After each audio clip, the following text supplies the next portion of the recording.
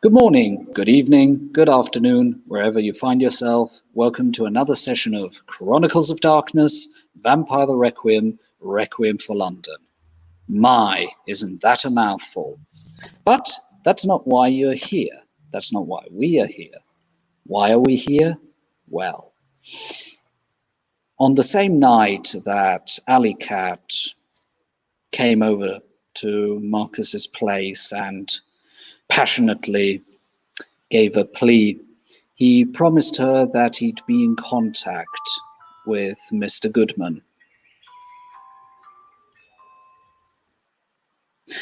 And he said he'd be have a quick chat with him and see if he'd be willing to lend Alley Cat his aid.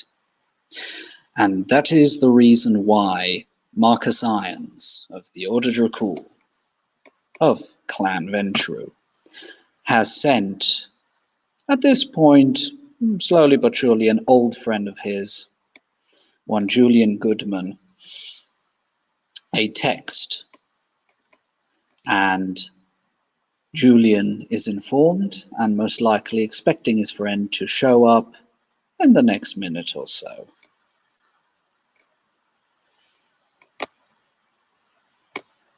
Your turn, dude. Yeah, nah. Julian will see the text message and respond that he'll arrive at the meeting place.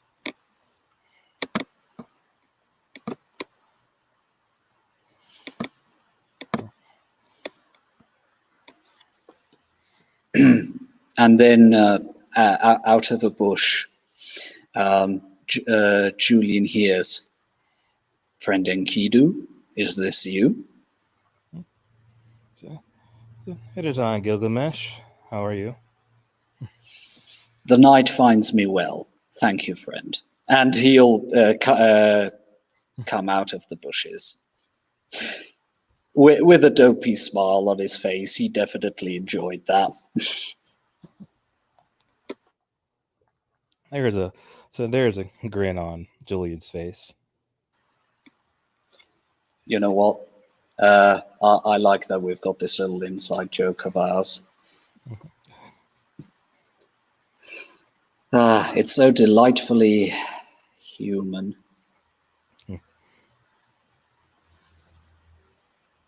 But I take it you're fine. They're keeping you fed, right? Yeah. Good. Like I said before, it could have been a lot worse for me. True. Yeah, so,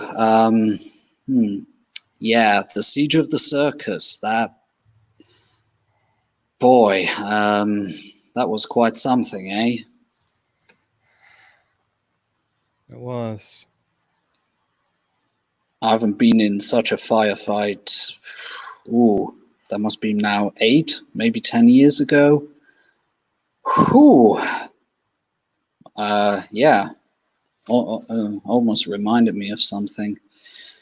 But anyway, I'm happy to say I was able to evacuate Rusty from the area. He's fine. Good. Yeah. Also had a quick visit at my retainers. They seem to be okay. We're a little worried. I mean, understandable, I guess. But yeah. Yeah, ghouls can be a bit clingy sometimes. Yeah, it's to be expected, depending on how long you've had them. Yeah. I've been through some tough times with those fellows. Probably shouldn't be so hard on them. But yeah. Anyway, my Chalder showed up, as you might have guessed, and that's why some of the revenants were there. I wasn't expecting her to show up and help me to get away and get out of Dodge, but it worked. So, yeah. Guess occasionally a good deed gets repaid.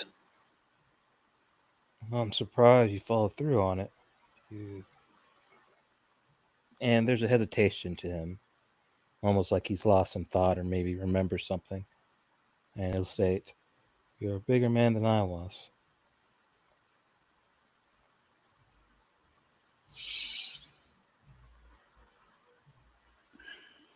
Well, at least I can say my conscience feels cleaner, feels better. I was able to help someone, and I went into that fight not knowing if I'd be able to get out there with my own life. So, call me an I guess you could say it's a bit egotistical, but I just wanted to make sure that I'd done at least something good, even if they would have ashed me. But yeah, she's doing okay. She's a tough lass. It's Out of character, I would like to note that although Marcus has got his blush of life on, it is a bit paler than it was a few nights back.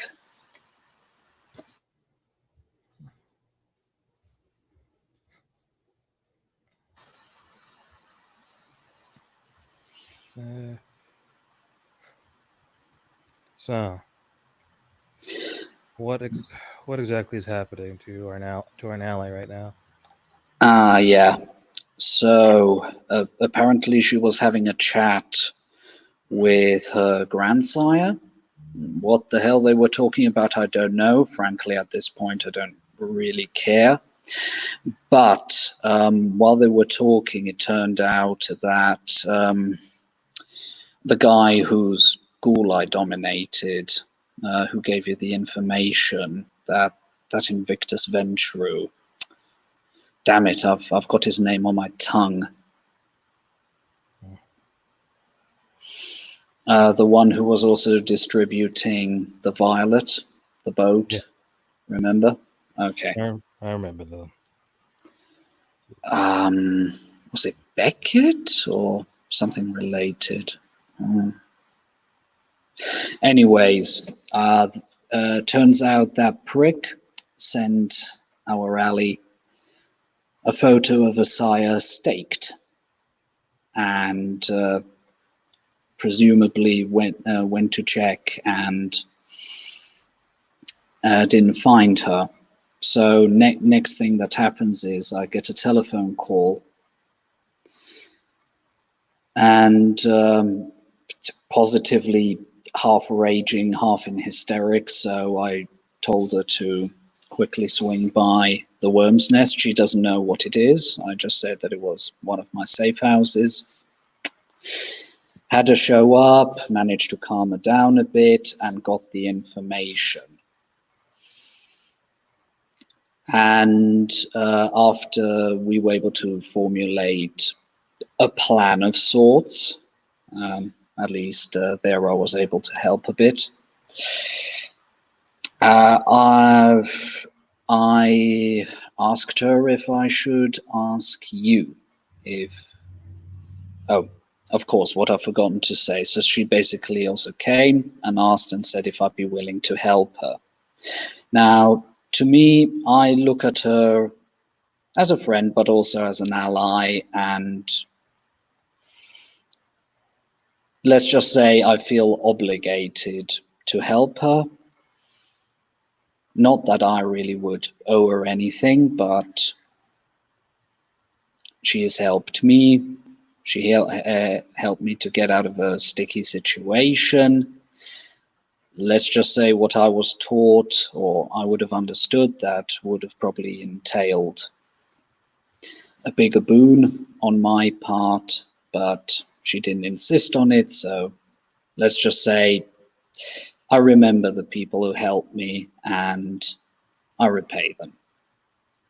You're probably the last person I have to tell that, but yeah. So I agreed, and I also said that I'd come to you and see if you'd be willing to aid her, lend you your strength.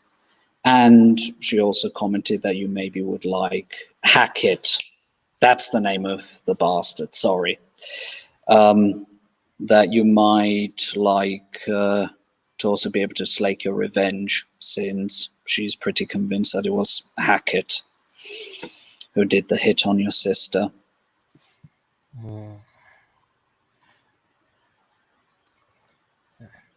His eyes narrow, and you think for a moment that they become something that's not completely human looking.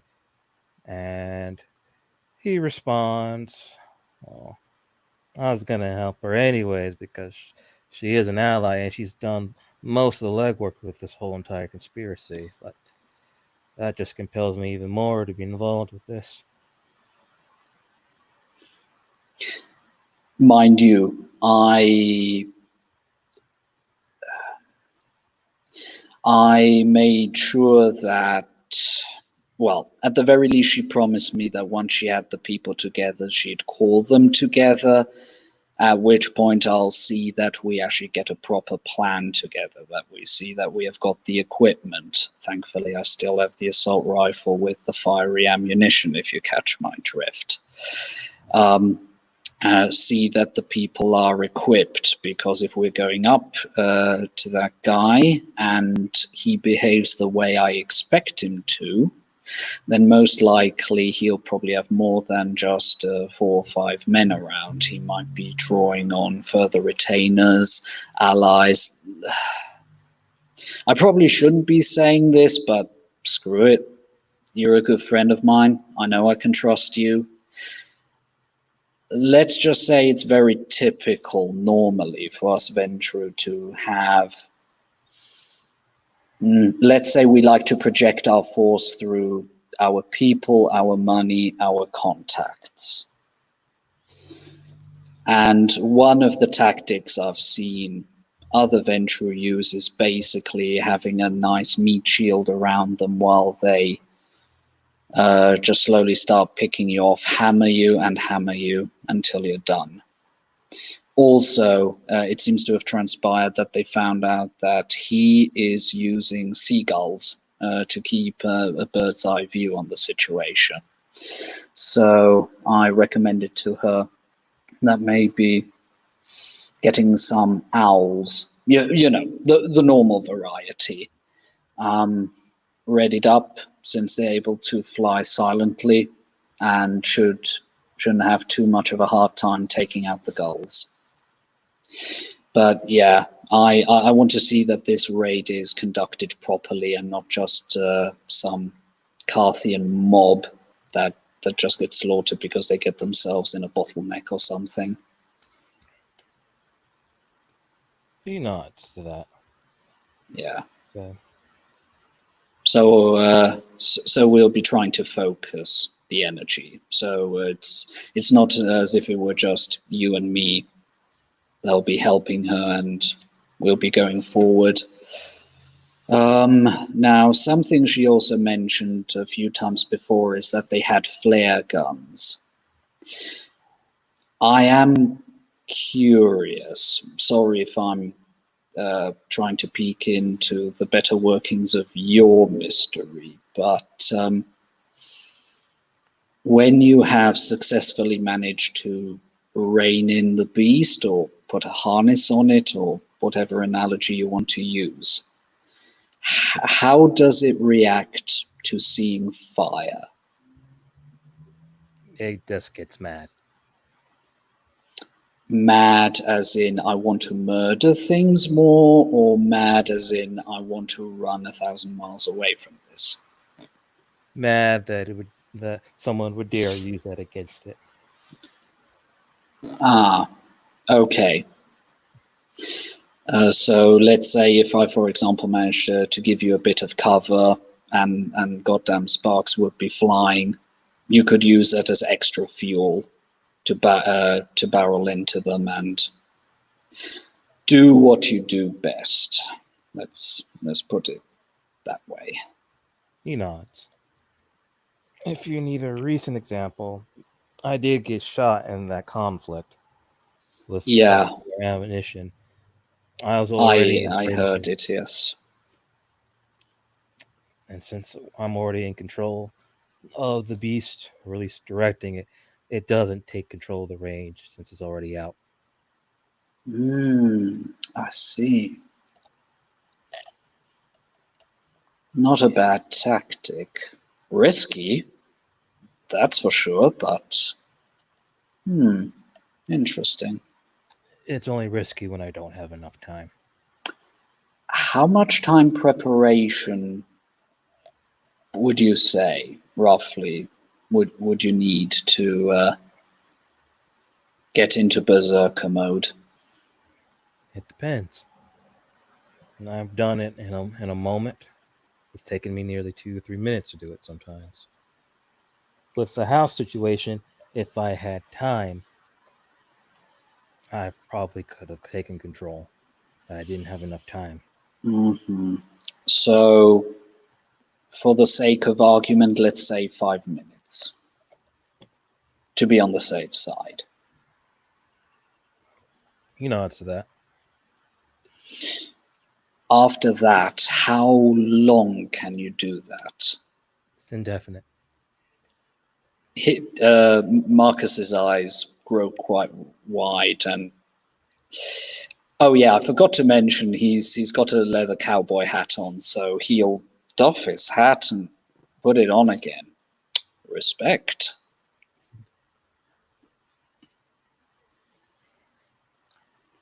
So, unlike other kindred, when they go into frenzy, their frenzy is relatively to the point of murdering the thing that caused it, the frenzy, or running away from it. As long as my beast has a goal, we stay connected till it's done. Even if it is done, it's up to my choice. It's up to me to put it back into its cage. Mm-hmm.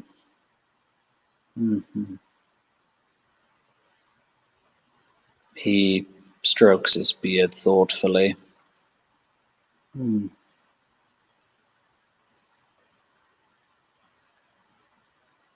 Yeah. Yeah. So I take it you're in. I'm in. Fair enough. Mind you, one way or another, even if it might not be part of the main conflict, that person is probably still involved in some fashion, or is still doing harm, is still harming the city, harming the humans, harming The list my goes on. fellow citizens. Well, it's not like I don't have enough rage for everybody right now, so it'll be good for me.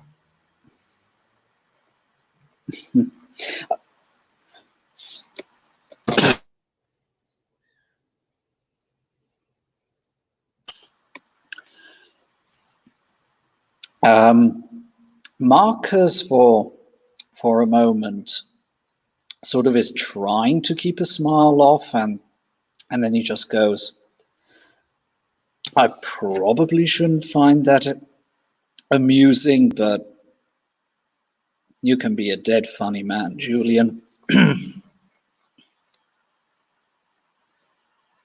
I have my moments. Yeah. Yeah. So, how's the family doing? Don't know. L'Oreal doesn't really want to talk to me right now. And I guess, Thistle. guess no news is good news. And I haven't chosen to go back to my father. I hope nobody's necessarily looking at me too harshly right now. I don't want to bring any undue harm upon him. Done enough as it is. Yeah. I wouldn't quite know what to do if I were in your situation. Well, I'm going with the aspect of just keep moving forward right now. Good. Yeah, that's the way to go. To give the thoughts of change, of purposeful change, some more energy. No idea if that actually works or if that's just some hoodoo, but Harry also used to say that. I swear, once this crazy conflict is through, please remind me to not forget that I have to find his current resting place and giving some more a more befitting place for him to rest than some shallow hole somewhere in the woods. Frankly, I feel a bit guilty that I haven't been able to do that so far.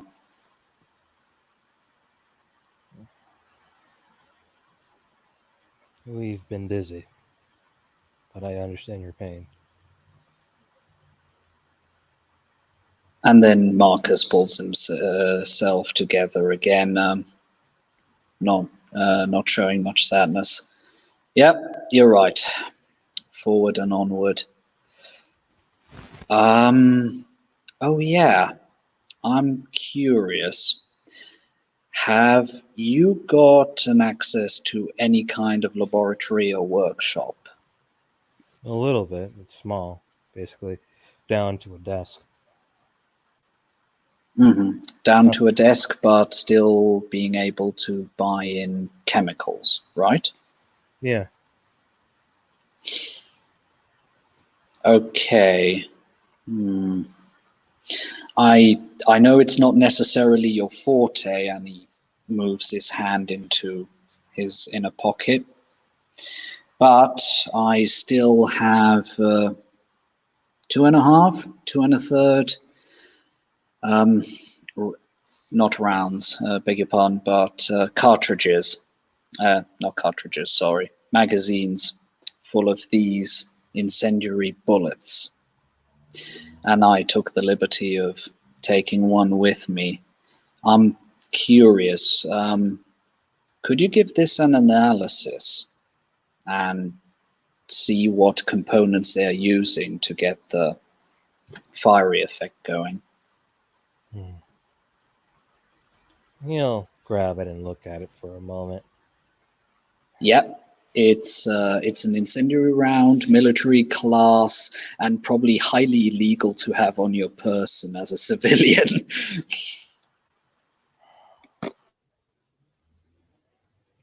He kind of purses his lips and looks at it and puts it back into Marcus's hand.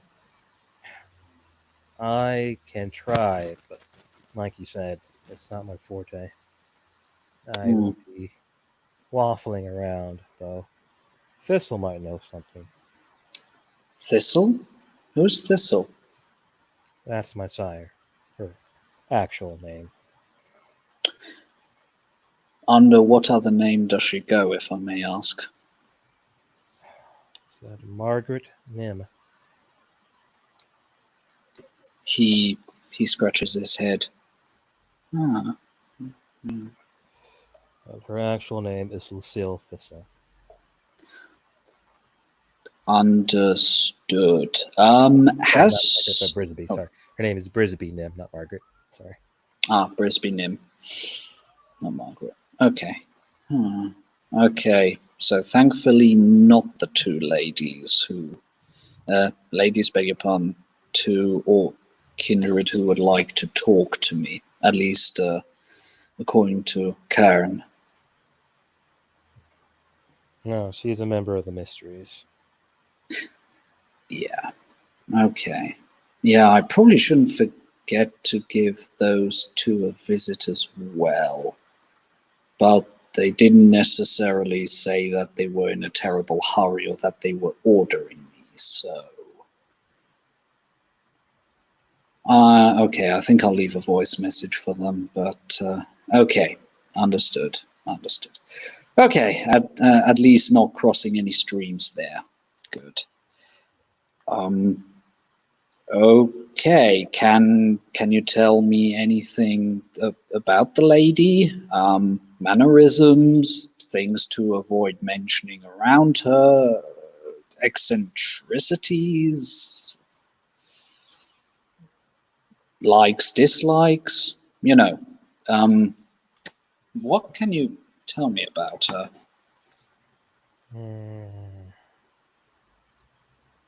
Well, yeah, excuse me. Thistle is a very logical person. Very no nonsense. I don't necessarily know what her likes or dislikes are. We never really talked about them as I was growing up. If anything, I would say the main things that please her is competency and power.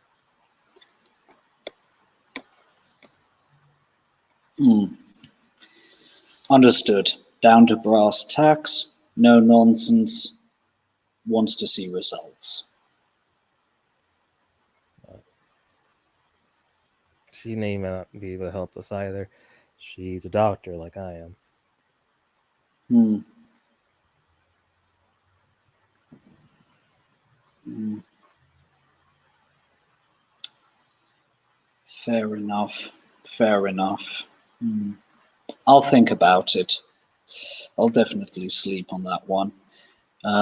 Okay, fair enough. Seems as if I'll have to make myself some thermite the good old-fashioned way. Have you tried Nikolai? He might be into the sciences. Well, he was a spy, so much is clear. And was in East Germany at least for a certain amount of time. Plus, he said he had been a ghoul for many a year before he had, before he was impressed. Who knows? Yeah. Interesting thing is, I haven't heard anything from him in quite a while. Back when I asked him to have a quick look on Inspector Bradley, but who knows? Maybe he's on that currently. I've only literally only this night before Ali came, I moved some of my worldly possessions to the Worm's Nest. Seems like as safe a place as any these nights, quite frankly.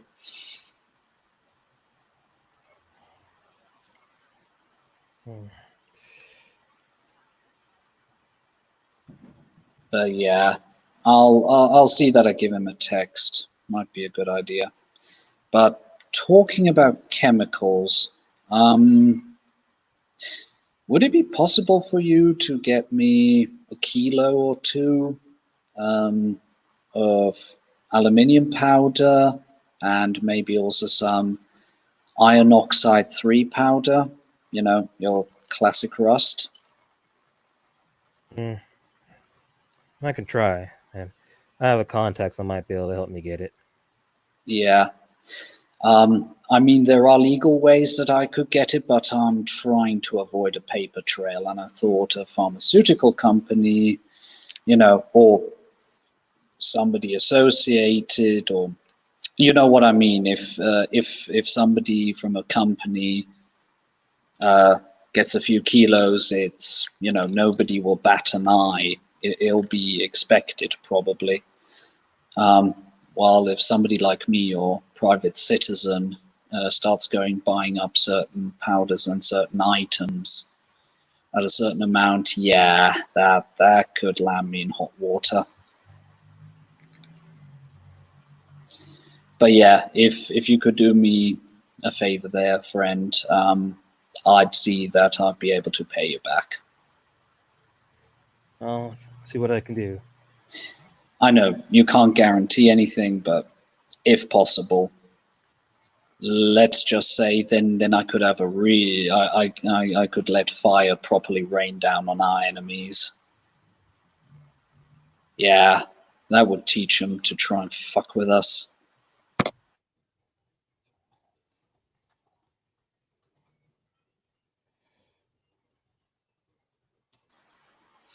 And yes, there is for a moment there is definitely the beast behind the eyes. There is a slight bestial flash, and the ever slightest feeling of a pratful beast. Not right behind the face, but it's making its presence known.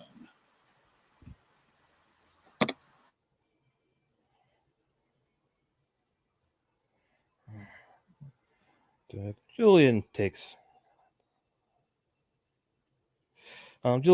notice of that, which in his mind might seems a little odd because that's not common for him, but he doesn't say anything about it. Yeah, would you like to do an insight check?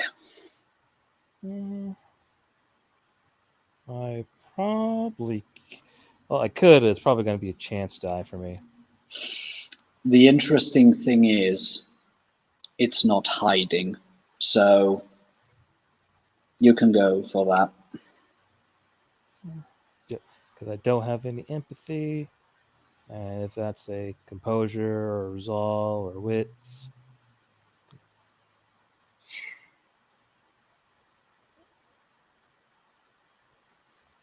So, yeah, that'd be up to you. And I would say just because the beast is being more blatant, or put it that way, it's feeling itself a little bit more confident inside the body and person that is Marcus. It's becoming a little yeah, it's looking out. So I would say wits, and I'll give you a plus dice. So that's your dice pool. Okay, so wits, empathy, +1? Wits, empathy, +1. Okay. Plus, funnily enough, the beast is not directing it towards Julian. It's just more like the beast pridefully, like preening its shoulders.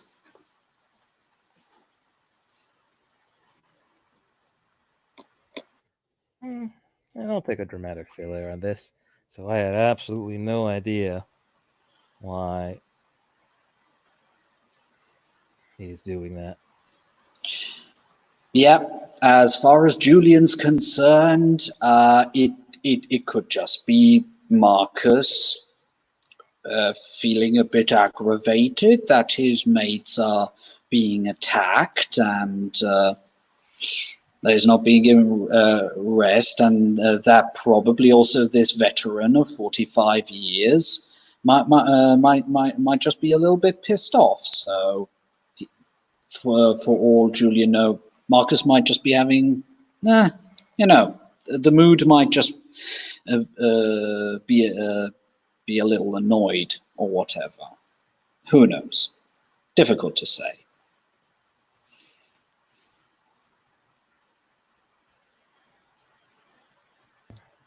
However, I would say it is strange, but Julian just isn't sure about the source. It is a little bit out of character for Marcus. That's all I'll say.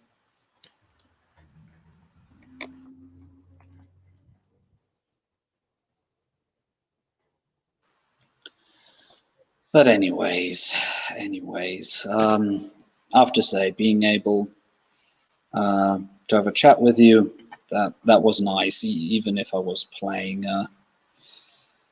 even if I was just carrying a request of a mate of mine. Yeah. It's not a problem, man. I'm glad that you let me know, and I don't know if I should be happy or concerned that she was looking for my help. I suggested it, and she, frankly, she seemed desperate. So she was and clearly is willing to take pretty much any help she can get. So I thought, let's rather offer it from people who will not take horrific advantage of it. If all goes well, she'll technically owe me a major boon, and that's no no little matter. Mind you, I'll probably think of some other favor that she could do me, and probably just call it that. But yeah, it's not every day a kindred comes up and basically says you've got carte blanche. You can ask what you want, apart from the most heinous things. But please help me. Yeah, glad I was able to calm it down a little bit, but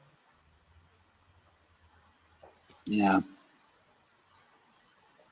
I wonder if all childer behave like that if they sense that their sire is in danger. I don't know. Maybe she Or just if, cares about him. or, Cares about her. or if this is just genuine care. Well, why am I even questioning the motivation? That's weird.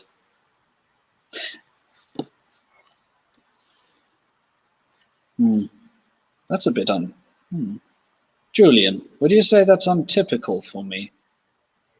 I wouldn't say so completely. You do ask questions, but I have noticed that you're not as vibrant as you used to be. Not as vibrant? What do you mean? Your breathing is off.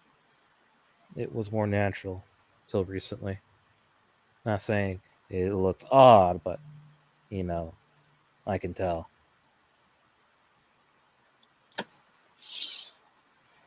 Um, hmm. And Marcus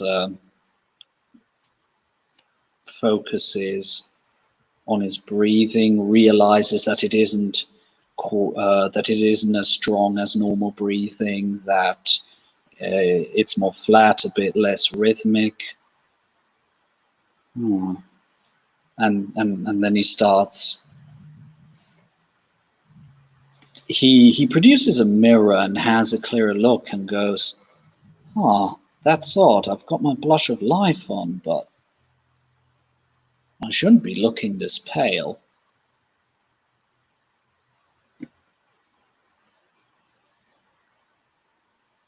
And there's something else I've noticed.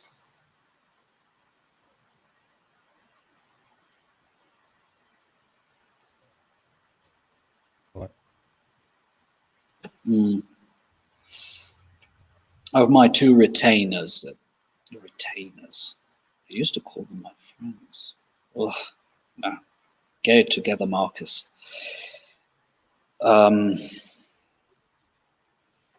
Richard, after Harry let's just say Richard got a bit closer, as friends do, and I'd say that for the longest time I cared for the fellow as if he were a brother of mine. I mean, for Thomas, I don't have any disdain or anything for him, but let's just say we are less close, or at least until I was with Richard. And after I uplifted Holly, I noticed that I know this is going to sound like the queerest shit ever, but just didn't feel the same empathy. I'm not feeling the same empathy for the man that I used to. But he hasn't really done me any wrong. That is something I've noticed. Something off, but then I just thought that I was imagining things, or that maybe the stress was starting to get to me. You did uplift a kindred. Well, she was a revenant then, but yes. Oh, the cost for uplifting a revenant is a piece of yourself.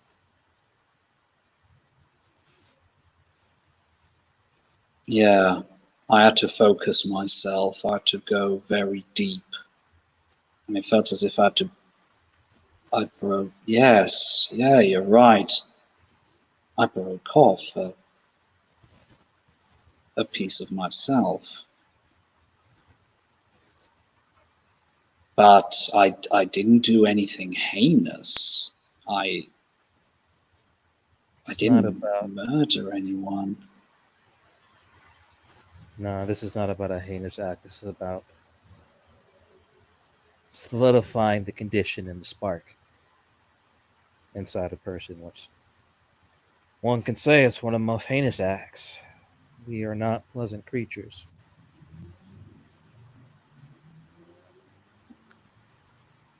But I know you did so because she needed protection, and staying around it was only going to eventually get her killed. Yes, I genuinely felt sorry for her and wanted to see her in a not a good, but at least a better situation than she was.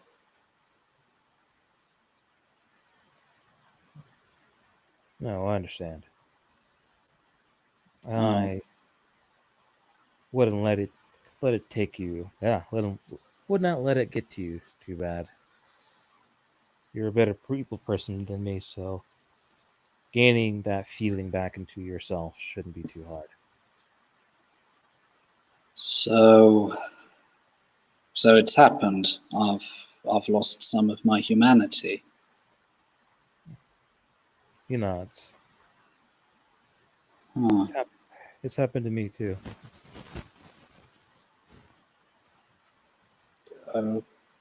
okay. So I've lost a bit. Yeah, I think you could, at least in my case, I would describe it as feeling more detached from the people around me.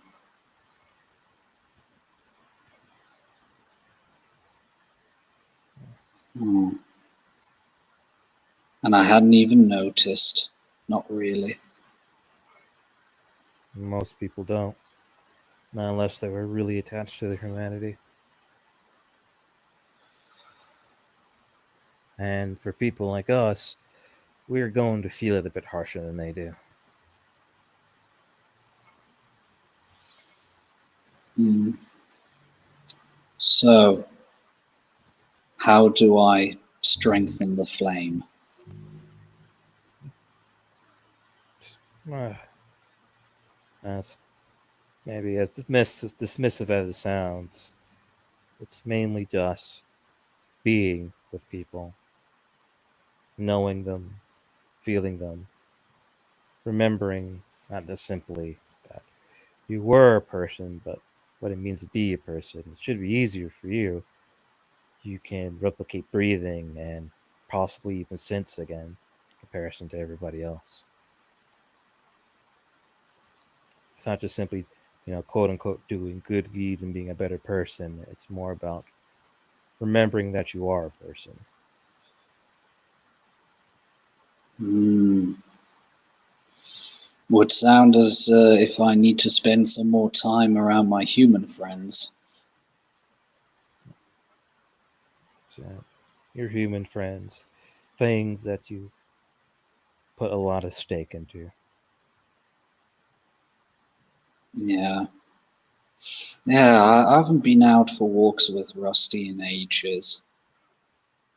Yeah, poor Pooch. Yeah, I'll I'll see that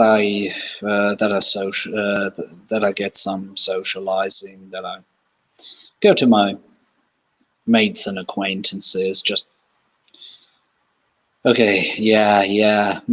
Who knows? Yeah, maybe one literally sometimes has to take a break from being a kindred. He nods to that. Yeah. Damn, must be a A slippery slope, yeah. I mean, you hear others say, "Oh yeah, watch your humanity. It's such a slippery slope," but you don't realize it until it's actually happened. Or to be more precise, it already happened, but if you hadn't pointed it out, I probably wouldn't even have registered it. Fuck. Marcus looks shaken.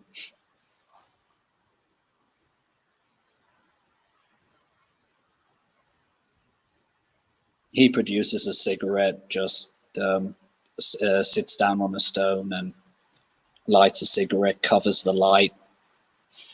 The hands are shaking a bit.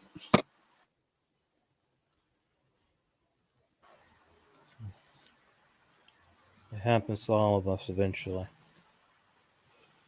Don't beat yourself up over it. Okay. Yeah, just spend some time around the people I care about, the people that help me get where I am and not be dead. The ones that I've been through with good times and bad times. Yeah.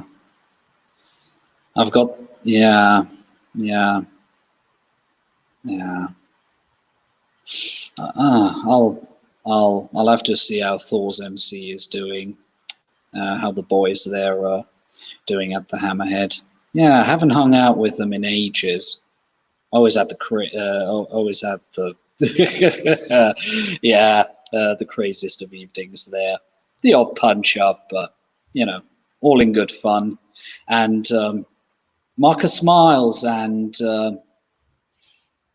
even if he still has a slightly pale pallor, you could swear there's a tiny bit more color in the face now.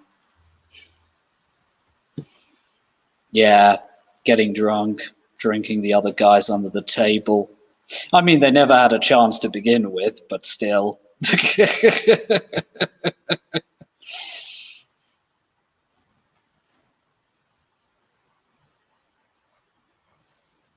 Yeah. Right. Okay, I've taken enough of your time, It's not a problem. and thanks for pointing it out. Feel free to keep an eye on me, if you will. He nods to that. Yeah. Yeah.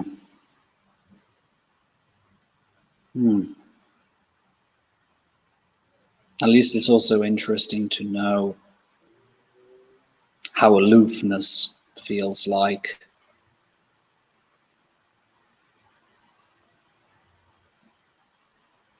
He nods to that. It's a slippery bastard. Then again, beats getting addicted to one person that you've drunk off more than once. At least rumor has it that's what happens with some of the Deva. Yeah. For me, that seems easier to manage compared to most. But then again, if somebody doesn't show you a mirror, or how should I say, points it out, aloofness slips in, and I guess if you're not aware enough, it just sort of slips in, and you probably just rationalize it. After all, that's what I did. I just thought, yeah, I'm just a bit under stress. He nods to that. Which, if I think about it, is physiologically not possible, because I don't think that our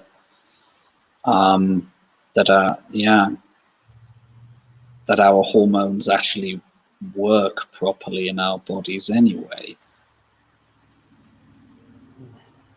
I would say physiologically we don't suffer the same things, but I feel we do still suffer the same mental strains as we used to.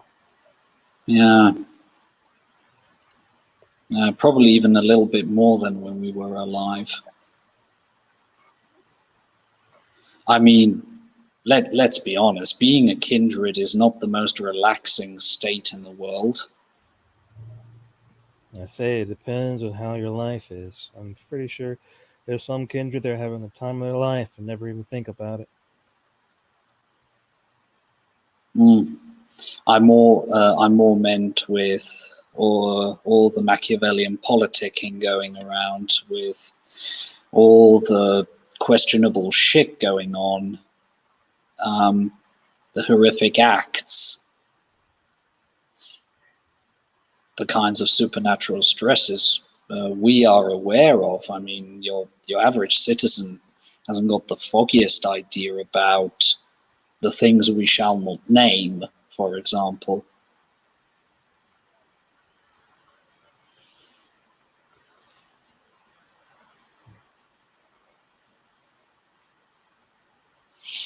Talking about that,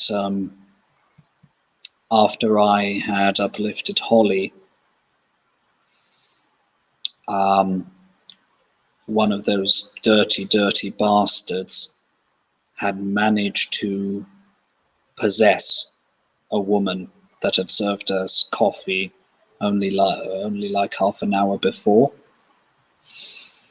and that rather dirty bastard tried to suck the life force out of Holly, and I didn't have any other choice or possibility at that moment, so I killed that woman. It was a tragedy. I feel horrible about it, but it was either her or my, or yeah, it was either Holly or her, and what kind of a,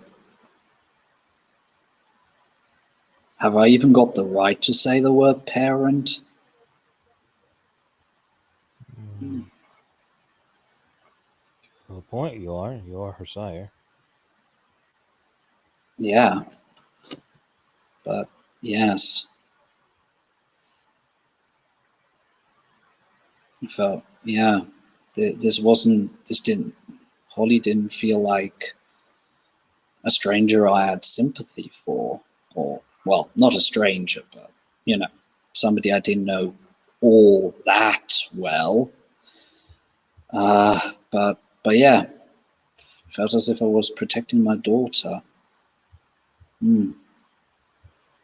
So that's how it can feel when you're a sire.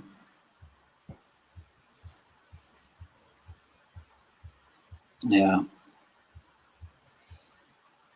Mm. The things we do, and he just shakes his head a little bit.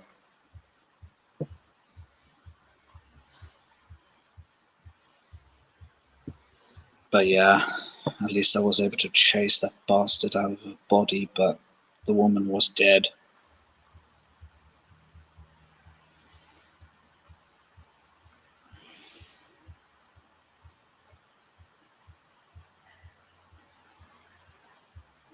That I woman should, would most likely do in many ways if you're telling me she was possessed. and he snaps out of it. Sorry, you were saying? I said, if your story checks out, that somehow that thing took over a living entity, that woman was doomed as it was. You did her a favor. I didn't get a predatory aura off her when we were in the small cafe. She definitely wasn't a revenant. I would have felt that too. It's a different kind of beast, but it's a beast nonetheless. And yeah, um, I had heard stories that they were not able to ride the living, but no, that woman was definitely alive the first time I saw her. I wonder if Constantine knows that they're able to do that. He didn't mention anything of that. Who knows where he is?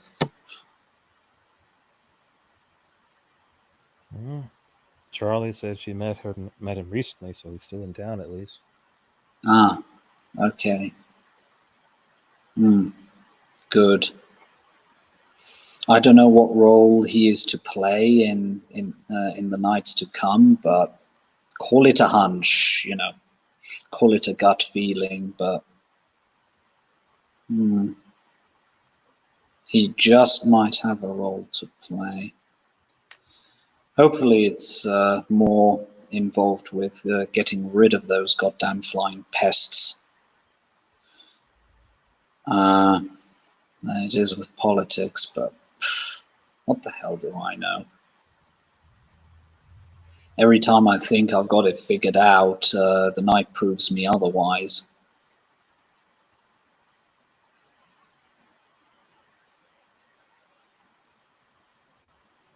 Sorry, I'm goddamn monologuing here. It's not a problem. But yeah, but thank you. Yeah, of course. Yeah. Must be horrible to have something possess you. I assume that would be the case. Loss of free will and possibly even worse can't be pleasant. No, when you're there but somebody else is driving and you can shout and scream and there's nothing you can do. I will point out that with those words, Marcus is getting a bit of 1,000-mile stare. It doesn't seem predatory at all. Frankly, it seems a little bit more PTSD-ish. Julia will kind of not like strike at Marcus, but more kind of just kind of push on him. It's like, hey, I'm not gonna gain anything from thinking about it too hard. Sorry.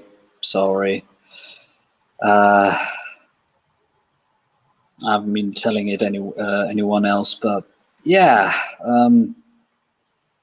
Who knows? Maybe the stress of the night is getting to me a little bit, but maybe not the way that I thought it was.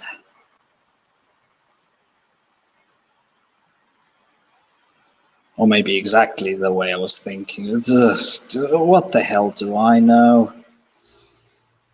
Yeah. Anyway, and he gently boxes Julian back on the shoulder in that collegial sort of way. Good thing I have a friend like you.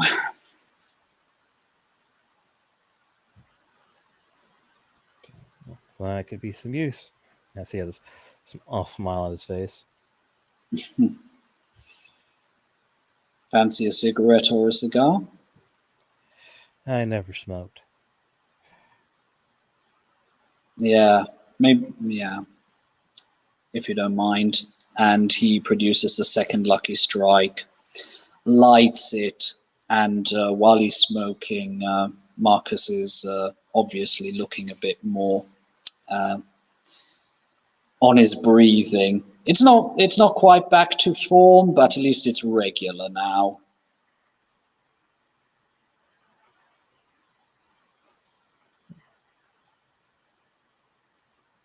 Yeah. So, how is the little? And Marcus gently taps on his chest, and you can hear a muffled metal sound. So, how is yours doing? It's doing all right. Didn't really need it in a fight last at the theater and no one was aiming for my heart. But I felt better about it having it on though. Yeah, it's surprising what a little bit of moral support can do.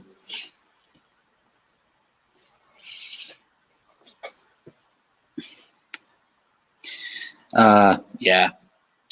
To be fair, if you know you're going into an engagement where you'll have a full-on vest, I agree. It might not be the most useful thing in the world, but that isn't its primary function anyway. And he chuckles, and a little bit of the old Marcus is peeking through. No. But yes, I'll make sure sorry. I'm available to Alley Cat once she makes her hail for this particular quest. No problem. And just a friendly reminder: if you can organize a kilo or two of aluminium powder and rust,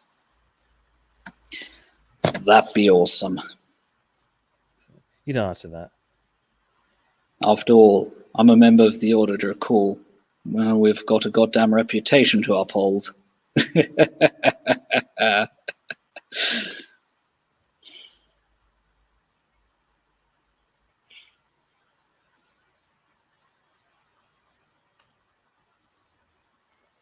Got to remind them why you don't kick a dragon on the shins.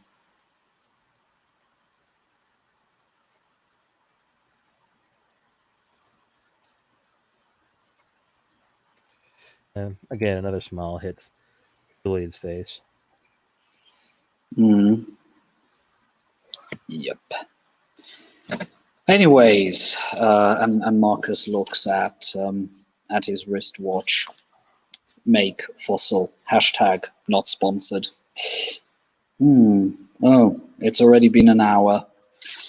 High time I get back and give Rusty his walk, and maybe apologize to Richard for for spilling that milk. Yeah, I was probably a little harsher on him than he deserved. Yeah. Anyways. Screw it. And Marcus sideways offers a flat hand. Julian will clasp it. Yeah. The two clasp, let go. Safe travels. May your nights be profitable. And I look forward to seeing you soon, friend Enkidu. Likewise, Gilgamesh. And with that, Marcus will be disappearing into the bushes and probably onto some off-beaten tracks.